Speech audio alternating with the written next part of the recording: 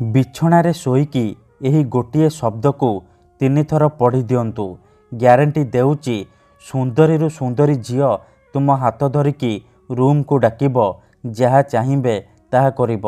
ହଁ ଫ୍ରେଣ୍ଡସ୍, ଆଜିର ଏହି ଭିଡ଼ିଓଟିରେ ମୁଁ ଆପଣଙ୍କୁ ଶିଖେଇବି ଆପଣ କିପରି ବିଛଣାରେ ଶୋଇକି ଗୋଟିଏ ଶବ୍ଦକୁ 3 ଥର ପଢ଼ିବା ମାତ୍ରେ ନିଜ ପସନ୍ଦର ସୁନ୍ଦରୀ ଝିଅକୁ ପଟେଇ ପାରିବେ। ସୁନ୍ଦରୀ ପଡ଼ିଶା ଘର ଭାଉଜକୁ ବଶରେ କରି ତାଠାରୁ ମନ ମୁତାବକ କାମ ହାସଲ କରିପାରିବେ। ଏହି ବଶୀକରଣ କରିବା ପାଇଁ ଆପଣଙ୍କୁ କୌଣସି ପ୍ରକାର ମନ୍ତ୍ରତନ୍ତ୍ର କରିବାକୁ ପଡ଼ିବନି କିମ୍ବା କିଛି ବି ପଇସା ଖର୍ଚ୍ଚ କରିବାକୁ ପଡ଼ିବନି।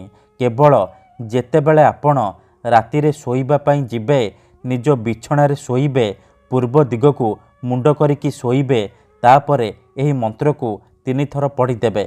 ଗ୍ୟାରେଣ୍ଟି ଦେଉଛି ଯେଉଁ ଝିଅ ପଟୁନଥିଲା ସେ ଝିଅ ଆପଣଙ୍କ ପ୍ରେମରେ ଦିବାନୀ ହେଇଯିବ।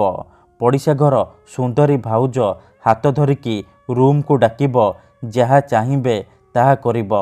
ନମସ୍କାର ଫ୍ରେଣ୍ଡସ୍, ଓଡ଼ିଆ ଫଣ୍ଡା ଚ୍ୟାନେଲକୁ ଆପଣମାନଙ୍କୁ ସ୍ୱାଗତ। ଆଜିର ଏହି ଭିଡ଼ିଓଟିରେ ମୁଁ ଆପଣଙ୍କୁ ଶିଖେଇବି ଝିଅ ପଟେଇବା ପାଇଁ ବଶୀକରଣ ବିଦ୍ୟା। ବିବାହିତା ନାରୀକୁ ପଟେଇବା ପାଇଁ ବଶୀକରଣ ବିଦ୍ୟା। ଏହି ବଶୀକରଣ ବିଦ୍ୟା ଏତେ ଶକ୍ତିଶାଳୀ କି ଯିଏ ବି ଏହାକୁ ପାଠ କରିଛି 100ରୁ 100% ସଫଳ ହେଇଛି। ତେଣୁ ଆପଣ ବି ମୋ କଥା ମାନି ଆଜି ରାତିରେ ଶୋଇବା ପୂର୍ବରୁ ବିଛଣାରେ ଶୋଇକି ଏହି ମନ୍ତ୍ରକୁ 3 ଥର ପଢ଼ିକି ଦେଖନ୍ତୁ। ତାପରେ ଦେଖିବେ ଆପଣ ଯେଉଁ ଝିଅକୁ ଭଲ ପାଉଛନ୍ତି ସିଏ କିପରି ଆପଣଙ୍କ ପ୍ରେମରେ ଦିବାନୀ ହେଇଯିବ, ପାଗଳି ପରି ଆପଣଙ୍କୁ ଭଲ ପାଇବାକୁ ଲାଗିବ। ଏହି ବଶୀକରଣ ସାହାଯ୍ୟରେ ଆପଣ ବର୍ଷ ବର୍ଷ ଧରି ଭାଙ୍ଗି ଯାଇଥିବା ପୁରୁଣା ପ୍ରେମକୁ ଫେରାଇ ଆଣିପାରିବେ। ଶାଶୁ, ନଣନ୍ଦ, ଦିଅର, ଭାଉଜ କାହାକୁ ବି ନିଜ ବଶରେ କରି ତାଠାରୁ ନିଜର ମନ ମୁତାବକ କାମ ହାସଲ କରିପାରିବେ। ଏହି ବଶୀକରଣ କରିବା ସବୁଠାରୁ ସହଜ। ଏହାକୁ ଆପଣ କିପରି କରିବେ, କେମିତି କରିବେ, ଏହାର ପ୍ରୟୋଗ ବିଧି କ'ଣ, ମୁଁ ଆପଣଙ୍କୁ ଶିଖେଇବି। ଜାଣିବା ପାଇଁ ମୋର ଆପଣମାନଙ୍କୁ ଅନୁରୋଧ କି ଆପଣ ଭିଡ଼ିଓଟିକୁ ମୂଳରୁ ଶେଷ ପର୍ଯ୍ୟନ୍ତ ପୁରା ଧ୍ୟାନ ସହିତ ଦେଖିବେ। ବିଧିଟି ଜାଣିବା ପୂର୍ବରୁ କିଛି ବିଶେଷ କଥା ଜାଣି ରଖନ୍ତୁ। ବଶୀକରଣ କ'ଣ ପାଇଁ କରାଯାଏ? ଯେତେବେଳେ ଆପଣ କାହାକୁ ନିଜଠାରୁ ଅଧିକ ଭଲ ପାଉଛନ୍ତି, ତା ବିନା ବଞ୍ଚିପାରିବେନି ଭାବୁଛନ୍ତି, ସେତେବେଳେ ଆପଣ ବଶୀକରଣ କରିପାରିବେ। କିମ୍ବା ଯଦି କେଉଁ ଲୋକ ବିନା କାରଣରେ ଆପଣଙ୍କୁ ହଇରାଣ କରୁଛି, ଆପଣଙ୍କର ଘର ପରିବାର ଉପରେ ଖରାପ ନଜର ପକାଉଛି, ଏହିପରି ପରିସ୍ଥିତିରେ ଆପଣ ବଶୀକରଣ କରିପାରିବେ। କାହିଁକି ନା କେତେଥର ଏମିତି ହେଇଥାଏ କି ଆମର ଶତ୍ରୁ ପଇସାରେ ଆଉ ଶକ୍ତିରେ ଆମଠାରୁ ବଳବାନ ହେଇଥାଏ, ଆଉ ଆମେ ଚାହିଁକି ବି ତାର କିଛି କରିପାରୁନାହୁଁ। ଏହିପରି ପରିସ୍ଥିତିରେ ଆପଣ ବଶୀକରଣ କରିପାରିବେ। ଶତ୍ରୁକୁ ହାତ ମୁଠାରେ ରଖିପାରିବେ, ସୁନ୍ଦରୀ ଝିଅକୁ ପଟେଇ ପାରିବେ। ଏଥିପାଇଁ ଆଜିର ଏହି ଭିଡ଼ିଓଟିରେ ମୁଁ ଆପଣଙ୍କ ପାଇଁ ଆମର ତନ୍ତ୍ରଶାସ୍ତ୍ରରୁ ଏମିତି ଏକ ପ୍ରଚଣ୍ଡ ମହାଶକ୍ତିଶାଳୀ ବଶୀକରଣ ନେଇ ଆସିଛି, ଯାହାର ପ୍ରୟୋଗରେ ଆପଣ ନିଜ ପସନ୍ଦର ଝିଅ ବା ପଡ଼ିଶା ଘର ସୁନ୍ଦରୀ ଭାଉଜକୁ ପଟେଇ ପାରିବେ, ତାଠାରୁ ନିଜର ମନ ମୁତାବକ କାମ ହାସଲ କରିପାରିବେ। ତେବେ ଚାଲନ୍ତୁ ଜାଣିବା ଏହି ବଶୀକରଣ ଆପଣ କିପରି କରିବେ। ତା ପୂର୍ବରୁ ଯଦି ଆପଣ ଆମ ଚ୍ୟାନେଲକୁ ନୂଆ ଆସିଛନ୍ତି, ତେବେ ଦୟାକରି ଚ୍ୟାନେଲକୁ ସବସ୍କ୍ରାଇବ୍ କରି ପାଖରେ ଥିବା ବେଲ୍ ଆଇକନ୍କୁ ମଧ୍ୟ ଦବାଇ ଦିଅନ୍ତୁ।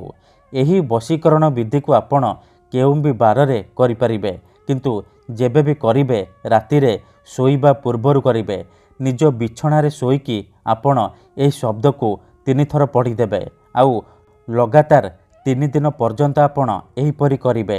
ପ୍ରଥମେ ଆପଣ କ'ଣ କରିବେ, ଯେତେବେଳେ ରାତିରେ ଶୋଇବା ପାଇଁ ଯିବେ, ଭଲ ଭାବରେ ହାତ ଗୋଡ଼ ଧୋଇକି ସଫା ବସ୍ତ୍ର ପିନ୍ଧିକି ନିଜର ବିଛଣା ଉପରେ ପୂର୍ବ ଦିଗକୁ ମୁଣ୍ଡ କରିକି ଶୋଇପଡ଼ିବେ। ଧ୍ୟାନ ରଖିବେ ଯେମିତି ଆପଣଙ୍କୁ କେହି ଦେଖିବେନି କିମ୍ବା ଡାକିବେନି।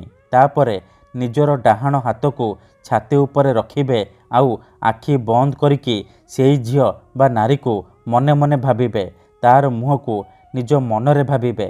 ତାପରେ ଏହି ଶବ୍ଦକୁ 3 ଥର ପଢ଼ିଦେବେ। ଓମ୍ ନମଃ କାମାକ୍ଷା ଦେବୀ ଆମୁକଂ ମେ ବଶ୍ୟମ କୁରୁ କୁରୁ ଫଟ୍ ସ୍ୱାହା। ଏଠାରେ ଆମୁକଂ ଜାଗାରେ ଆପଣ ସେଇ ଝିଅ ବା ନାରୀର ନାମ କହିବେ, ଯାହାକୁ ଆପଣ ନିଜ ବଶରେ କରିବାକୁ ଚାହୁଁଛନ୍ତି। ମନ୍ତ୍ରକୁ ଆପଣ 3 ଥର ପଢ଼ିବେ। 3 ଥର ମନ୍ତ୍ରକୁ ପଢ଼ି ସାରିବା ପରେ ଛାତି ଉପରୁ ହାତକୁ କାଢ଼ିବେ ଆଉ ଛାତିରେ ଗୋଟିଏ ଥର ଫୁଙ୍କିଦେବେ। ଏହିପରି ଆପଣ ଲଗାତାର 3 ଦିନ ପର୍ଯ୍ୟନ୍ତ ରାତିରେ ଶୋଇବା ପୂର୍ବରୁ କରିବେ। ଗ୍ୟାରେଣ୍ଟି ଦେଉଛି ପ୍ରଥମ ଦିନରୁ ହିଁ ପ୍ରଭାବ ପଡ଼ିବା ଆରମ୍ଭ ହୋଇଯିବ। ସେ ଝିଅ ହେଉ ବା ସୁନ୍ଦରୀ ଭାଉଜ ଆପଣଙ୍କ ଆଡ଼କୁ ଆକର୍ଷିତ ହେବାକୁ ଲାଗିବ। ଯାହା ଚାହିଁବେ ତାହା କରିବ। ଧନ୍ୟବାଦ।